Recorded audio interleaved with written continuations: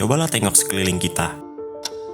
Atau mungkin, refleksikan diri kita sendiri malam ini. Sadar atau tidak, ponsel di genggaman kita tampaknya sudah menjadi bagian yang tak terpisahkan dari kehidupan kita. Kita bangun pagi, hal pertama yang dicari adalah ponsel dengan tumpukan notifikasi selama kita beristirahat.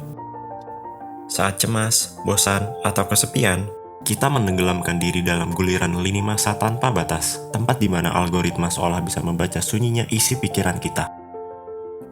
Semua kenyamanan ini ditukar oleh satu tindakan instan yang kita lakukan hampir setiap hari. Menekan tombol I agree atau accept all, sebuah kesepakatan sepihak yang kita berikan tanpa benar-benar tahu apa yang sebenarnya sedang dipertaruhkan. Disinilah letak persimpangan etika komunikasi digital kita. Bisakah sebuah persetujuan disebut sadar dan bebas atau informed consent jika ketentuannya sengaja dibuat berbelit agar kita malas membacanya? Pertanyaan di akhir video tadi mungkin terdengar sederhana, tapi sebenarnya itu adalah jebakan terbesar yang kita hadapi setiap hari di dunia digital. Bisakah sebuah persetujuan disebut sadar dan bebas kalau ketentuannya sengaja dibuat berbelit-belit? Halo semuanya, saya Nida Tiasari. Di sini saya akan membedah apa yang sebenarnya terjadi di balik tombol I agree atau accept all yang sering kita klik tanpa berpikir panjang. Dalam kajian etika komunikasi, fenomena ini disebut sebagai reduksi persetujuan menjadi formalitas hukum. Platform media sosial tahu persis kalau dokumen privasi polisi itu panjangnya bisa berlembar-lembar dan penuh dengan bahasa hukum yang membosankan. Tujuannya apa? Agar kita mengalami kejenuhan kognitif, malas membaca, dan akhirnya menyerah secara sukarela. Ini bukan pilihan bebas, ini adalah sebuah ilusi pilihan, atau juga disebut dengan the illusion of choice. Tidak hanya itu, ada manipulasi psikologis yang sengaja dipasang di layar ponsel kita, yang kita kenal sebagai dark patterns atau manipulasi desain antarmuka. Pernah sadar tidak? Tombol untuk menyetujui sebuah pelacakan data selalu dibuat besar, berwarna cerah, dan mencolok. Sementara opsi untuk menolak atau mengatur cookie disembunyikan di balik tulisan kecil yang buram. Kita secara visual dijebak untuk setuju. Kita mengira kita memegang kendali atas privasi kita. Padahal kita hanya mengikuti skenario yang sudah mereka rancang. Lalu kemana perginya data-data yang kita serahkan secara sukarela lewat manipulasi desain ini? Rekan saya akan menunjukkan bukti-bukti mencengangkan yang tertulis dalam kebijakan privasi platform yang kita gunakan sehari-hari. Singkatnya, kreativitas dan data pribadi kita dieksploitasi secara cuma-cuma demi meraup keuntungan korporasi teknologi mereka.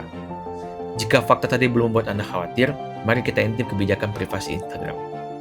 Instagram itu tidak hanya merekam yang kita like atau komentari saja. Instagram juga menerapkan apa yang disebut pelacakan perilaku mikro. Mereka mencatat dwell time, yaitu seberapa lama mata Anda tertuju pada suatu unggahan saat scrolling, bahkan hingga persentase sisa baterai ponsel Anda. Nah, seluruh data mentah ini itu dikumpulkan secara masif untuk membangun avatar psikologis di diri Anda. Tujuannya apa? Tujuannya adalah agar mereka bisa mendikte iklan mana yang paling ampuh untuk memicu dorongan impulsif Anda untuk berbelanja.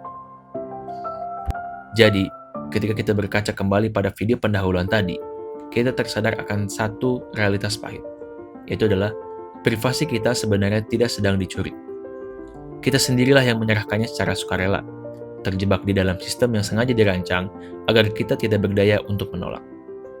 Sekarang, mari kita bawa fenomena ini ke ruang refleksi filsafat komunikasi, khususnya melalui kacamata etika deontologi yang digagas oleh filsuf Immanuel Kant.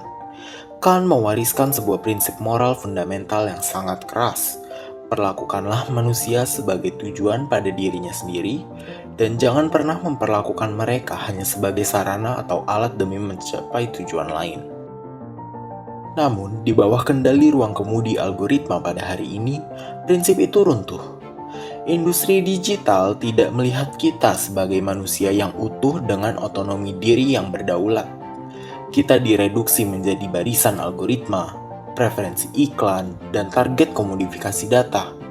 Ketika hak privasi kita dieksploitasi demi memunculkan iklan personalisasi yang manipulatif, martabat kita sebagai subjek komunikasi sedang dipertanyakan.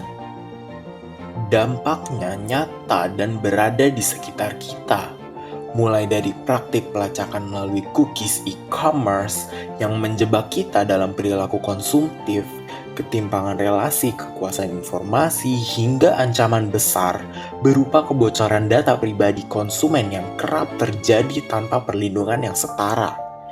Kita bukan lagi pengguna yang memanfaatkan platform, melainkan platformlah yang sedang memanfaatkan jejak digital kita demi perputaran kapital mereka. Teknologi dan media sosial tidak akan pernah pergi dari peradaban kita. Namun, batas etis dan bagaimana kita meresponnya adalah kedaulatan yang masih kita miliki. Kita membutuhkan payung hukum yang tegas seperti implementasi menyeluruh Undang-Undang Perlindungan Data Pribadi yang benar-benar berpihak pada martabat manusia.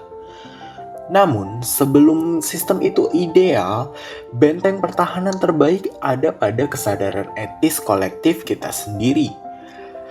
Mari ambil kembali kendali itu. Jadilah subjek yang berdaulat atas ruang digitalmu, bukan objek yang pasrah dikomodifikasi oleh algoritma. Karena di akhir hari, kamu adalah manusia yang merdeka, bukan sekedar statistik data.